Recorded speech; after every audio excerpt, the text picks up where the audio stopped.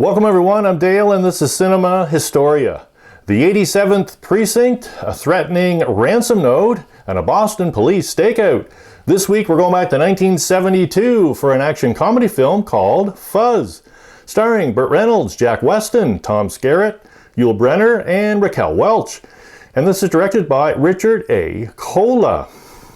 So where does our story begin this week? Well, our story begins at the Boston Police Department's 87th Precinct. Detective Steve Carella, played by Burt Reynolds, goes undercover as a homeless man to investigate a wave of attacks where homeless men have been set on fire. In an alleyway, two youths approach him, throw flammable liquid over him, and set him on fire. The youths escape, leaving Carella with minor burns, becomes hospitalized, recovers, and returns to work. Detective Eileen McHenry, played by Raquel Welch, is transferred to the precinct for further assistance in helping investigate a variety of cases. Meanwhile, the precinct gets a mysterious caller threatening to kill city official Cooper unless he is paid a $5,000 ransom. Detectives Kling, played by Tom Skerritt, and Brown stake out the drop and follow a man, Tony Labresca, who takes the box containing the ransom and leaves the scene. With their trail leading nowhere and Tony finding out that the police placed paper in the box, City Parks Commissioner Cooper is shot dead. A young boy delivers a ransom note next, with a further demand for $50,000. When the detectives ask the boy who gave you this note, he states it was a bald man with a thing in his ear. During the next drop, with Carella and Detective Meyer, played by Jack Weston, disguised as nuns, a man collects the box and is captured, but he proves out to be an opportunist who thought the box contained marijuana.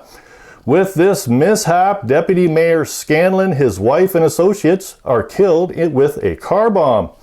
Meanwhile, the extortionist known as the Deaf Man, played by Yul Brynner, together with his associates Buck and Ahmad, are planning the next part of their campaign to extort $500,000 from millionaire businessman Henry Jefferson. So, do the 87th Precinct detectives fumble but again? Does the deaf man become $500,000 richer? Or does a liquor store robbery change the direction of our story? Released on May 24, 1972, Variety praised the screenplay as excellent and a rare combination of effective interlocking portrayals, evolving towards a climax. The Chicago Tribune awarded the film 3 out of 4 stars and wrote it has something for everyone.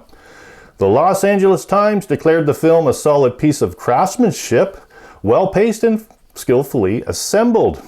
And the Washington Post called the film a sprightly, genial takeoff on the cops and robbers formula. And I would totally agree with that one. And our trivia question this week: was there a wife character in our film that was a famous wife in real life? Boy, say that 5 times. I'll say it twice. Was there a wife character in our film that was a famous wife in real life? So a little more history and the answer to our trivia question coming up next.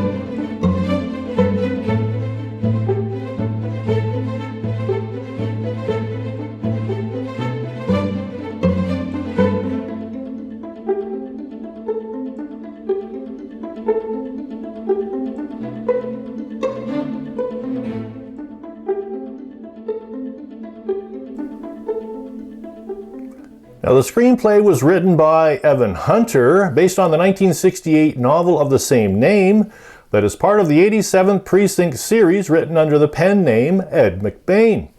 So, Evan Hunter is the subject of this week's history. Evan Hunter, an American author of crime and mystery fiction, also used the pen names John Abbott, Kurt Cannon, Hunt Collins, Ezra Hannon, and Richard Marston, among others. Born Salvatore Lombino on October 15, 1926 in New York, he lived in East Harlem until age 12 when his family moved to the Bronx. After winning a New York Art Students League scholarship, he was admitted as an art student at Cooper Union. Lambino served in the United States Navy during World War II and wrote several short stories while serving aboard a destroyer in the Pacific. After the war, Lambino returned to New York and attended Hunter College, where he majored in English and psychology. He published a weekly column in the Hunter College newspaper as S.A. Lambino, while still looking to start a career as a writer. After a variety of jobs, he became a teacher for 17 days at the Bronx Vocational High School in 1950. And in 1951, Lambino took a job as an executive editor for the Scott Meredith Literary Agency, where he made his first professional short story sale.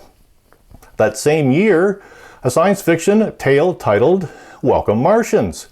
Lambino legally changed his name to Evan Hunter in May of 1952 and gained notice with his novel The Blackboard Jungle in 1954, with a film adaptation following in 1955.